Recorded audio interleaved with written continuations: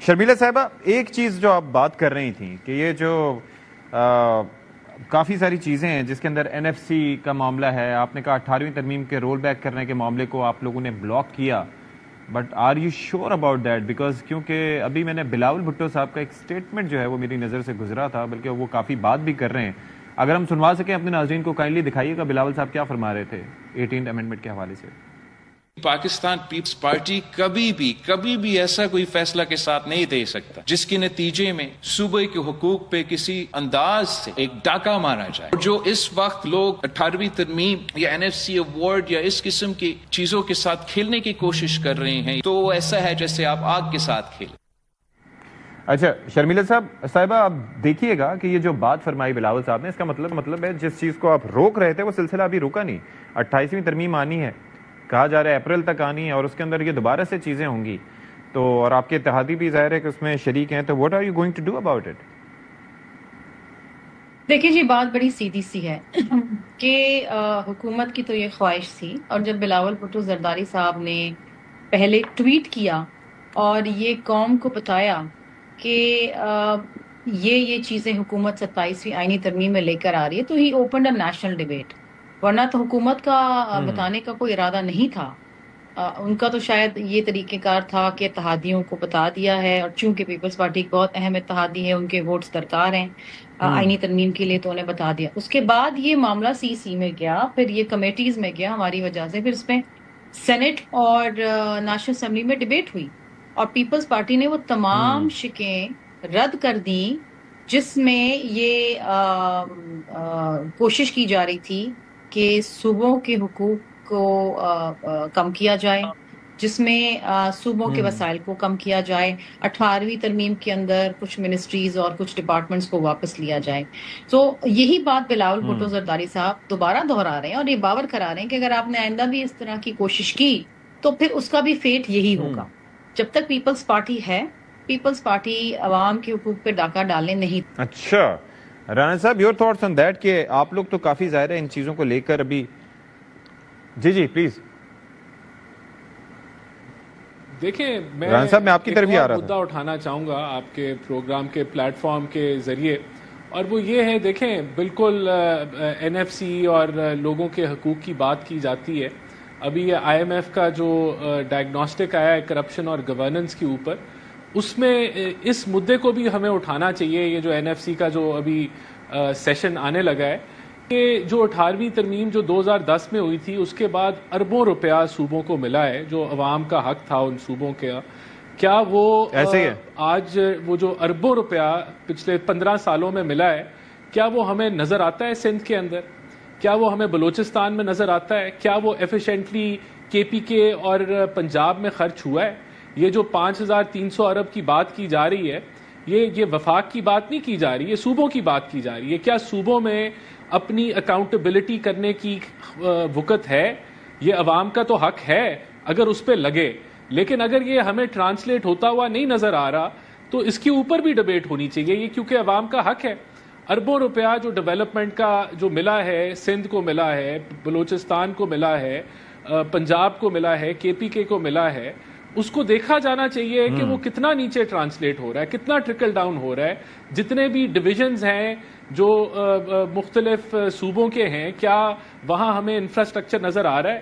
کیا ہمیں roads, bridges, sanitation, water, آپ یہ بات کر رہے ہیں، لیکن وہاں پر جو ڈیمانڈز ہیں وہ آپ کے سامنے، اور آپ کو پتا ہے کہ اس بات میں پیپلز پارٹی کے گورنر، یعنی کہ خیبر پختونخوا کے جو گورنر ہیں، وہ بھی یہ کہہ رہے تھے کہ ہم کئی ایسے معاملات ہیں، یعنی کہ مرجر کے بعد جو فنڈز کا معاملہ ہے، یا پھر نیٹ ہائیڈل پروفٹ کا معاملہ ہے، یہ چیزیں ہیں جو ہمیں ملنی چاہیے تھیں، وہ نہیں ملی. تو وہ تو اس پہ اعتراض اٹھاتے ہیں کہ جی پیسے آپ نے دینے، آپ دے نہیں رہے، آپ ان سے حساب مانگ رہے ہیں. یہ آپ ستی آپ تو اس کی بات کر رہے ہیں جو کوئی کلیمز ہیں اور نہیں ملے. دیکھیں، جو ڈویزیبل پول کے تحت ہر ماہ ہر صوبے کو اس کا حصہ مل جاتا ہے. اگر کوئی شارٹ فال اوور آل ہے تو وہ شارٹ فال پھر ٹرانسلیٹ ہوتا ہے کمی میں. میں کچھ اور بات کر رہا ہوں، میں تو کہہ رہا ہوں جو اینوئل ڈیولپمنٹ پروگرامز ہیں، جو آپ کا پی ایچ ڈی پی ہے، وہ کیا 18ویں ترمیم تو 2010 میں آئی تھی نا، اس کے بعد صوبوں کو اربوں روپیہ، کھربوں روپیہ ملا ہے. وہ کتنی کیپیسٹی ہے صوبوں کی کہ انہوں نے اس کو اچھے طریقے سے ایفیشینٹلی جو ہے اسپینڈ کیا ہے. یہ جو رپورٹ آئی ہے کرپشن اور گورننس کی, اس میں صوبے میجر سٹیک ہولڈرز ہیں. They are the main stake holders جو اربوں روپیہ خرچتے ہیں ڈیولپمنٹ کے اوپر. تو میں یہ مدعا اٹھا رہا ہوں کہ اس پہ بھی نیشنل ڈیبیٹ ہونی چاہیے, کیونکہ اینڈ میں اگر میں تو یہ بھی کہہ رہا ہوں کہ نہیں ٹرانسلیٹ ہو رہا تو جی جی جی. لیکن اس میں ایک چیز یہ ہے صاحب کہ ایک چیز یہ بھی ہونی چاہیے کہ رپورٹ اگر ایسی جولائی میں آئے تو پھر اس کو روکا نہیں جانا چاہیے. اس پہ بھی کافی اعتراضات اٹھ رہے تھے کہ کچھ دال میں کالا ہی تھا اس لیے چھپانے کی کوشش کی گئی. پھر ساتھ ہی جو اس کے اندر ایک ایجنڈا تھا اصلاحاتی, اس کی امپلیمنٹیشن کے حوالے سے ڈیبیٹ کریں کہ اس ڈیبیٹ کو ہمیں جو سب سے بڑا ٹول ہے جو آپ کی سپینڈنگ حکومت کرتی ہے وہ ڈیولپمنٹ فنڈز کے ذریعے سپینڈنگ کرتی ہے, تو اس کی ٹرانسپیرنسی, اس کا آن گراؤنڈ نظر آنا, صوبوں کا اپلفٹ ہونا, وہ ڈویژنز جو بیکورڈ ہیں کیوں بیکورڈ ہیں, تو یہ سارے سوال ہمیں اٹھانے چاہیے. ٹھیک ہے شیر افضل صاحب, اب ذرا یہ فرما دیجئے گا کہ اب اس وقت سچویشن جو ہے وہ آپ کو کیا دکھائی دیتی ہے پارٹی کے اندر. یہ اگر ہم بات کریں تحریک انصاف کے حد سے, ظاہر ہے کہ گورننس کے حوالے سے بھی کافی مسائل ہیں, پھر دہشت گردی کے خلاف جو آپریشن ہے اس کے اندر بھی الگ چیلنجز ہیں, ایک پیج پہ ہونا ضروری ہے, لیکن وہاں پر ہم دیکھ رہے ہیں کہ کے پی کی سائڈ سے وہ دکھائی نہیں دے رہا. تو اب اگلے چند دنوں میں یا دسمبر آپ کو کیسا دکھائی دے رہا ہے؟ دسمبر کا آغاز ہو گیا, نومبر میں تو کچھ نہیں ہوا, آگے آپ کو لگ رہا ہے کہ سب چین ہی چین رہے گا؟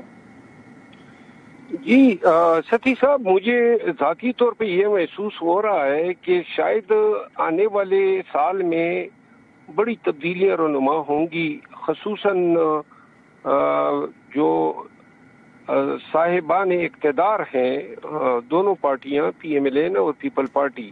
میں فیل کر رہا ہوں کہ یہ جو جتنی صورت کے ساتھ آئینی ترامیم آ رہی ہے, شاید یہ اندازہ ہو چکا ہے کہ پی ایم ایل این اور پیپل پارٹی دونوں کو جو ہے یکجا رکھنا شاید زیادہ دیر کے لیے ممکن نہیں ہوگا, اور یوں جو ترامیم ضروری ہے وہ کروانے کے بعد شاید آپشن دیا جائے گا کہ وہ جس انداز میں سفر جاری رکھنا چاہتے ہیں, اور یہ یکے بعد دیگر ترامیم کا آنا. یہ ذرا سمجھائیے گا کہ یہ آپشن دیا جائے گا کہ یکے بعد دیگر کہ کس طریقے سے سفر جاری رکھنا, یہ ذرا سمجھائیے گا, اس کا مقصد کیا ہوا, کیا آپشن دیا جا سکتا ہے؟ دیکھیے, چند ایشوز پر ایسے تنازعات ہیں دونوں کے مابین جو ریکنسائل نہیں ہو سکتے ہیں. مثال کے طور پہ نئے صوبوں کا قیام جو ہے, اسی طرح این ایف سی ایوارڈ ہے. اب این ایف سی ایوارڈ پہ ذاتی میری رائے یہ ہے کہ این ایف سی ایوارڈ پہ کچھ کمپرومائز پیپل پارٹی کو کرنا پڑے گا, کیونکہ این ایف سی ایوارڈ جو ہے, جو ہماری بجٹ کا پہلا دن جو ہے, بجٹ سال کا پہلا دن جو ہے 1 جولائی کو, یہ جب شروع ہوتا ہے تو قرض سے شروع ہوتا ہے. 120 ارب روپے سے زیادہ قرضے ہیں, اور پہلا دن ہی قرض سے شروع ہوتا ہے اور آخری دن بھی قرض پہ ہی ختم ہوتا ہے. ایسے میں جو ہیں اگر این ایف سی کی ٹوٹل صحیح اسیسمنٹ کی جائے تو 23,000 ارب روپے مرکز نے صوبوں کو دینے ہیں. تو یہ کہاں سے لائیں گے جب یہ سارا سال جو ہے قرض میں ڈوبی ہوئی ہوتی ہے؟ تو لہذا اور صوبے کیا کر رہے ہیں, صوبے دوسری طرف موٹر ویز بنا رہے ہیں, ایئر لائنز خرید رہے ہیں. صوبوں کے وسائل کیونکہ 18ویں آئینی ترمیم کے بعد تو جتنے بھی ریونیو جنریٹنگ ڈپارٹمنٹس ہیں تقریباً سارے وہ صوبوں کے پاس چلے گئے. مرکز نے اب جہاں تک, اور یہ مجھے محسوس ہو رہا ہے کہ شاید یہ ترامیم اسی لیے ایک انڈرسٹینڈنگ کے تحت اتنی جلدی کرائی جا رہی ہے تاکہ پیپل پارٹی نے اپنی سیاست تو کرنی ہے, اور حکومت میں بھی بادی نظر میں نہیں ہے. اب کشمیر میں آپ نے دیکھا ان باتوں سے سمجھ آ رہی ہوتی ہے کہ اب پاکستان پیپل پارٹی جو ہے وہ آنے والے الیکشن کے لیے یا جو اس کا سیاسی پروفائل ہے وہ ایک نئے بیانیے کے ساتھ چلنا چاہیں گے.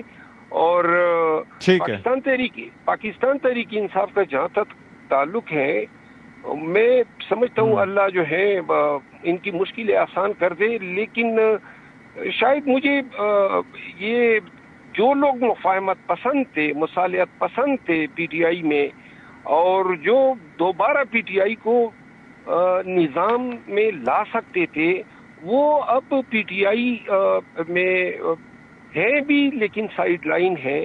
تو بدی وجہ آنے والا سال مجھے جو ہے پی ٹی آئی کے لیے جو ہے کوئی اتنا زیادہ روشن نظر نہیں آ رہا ہے.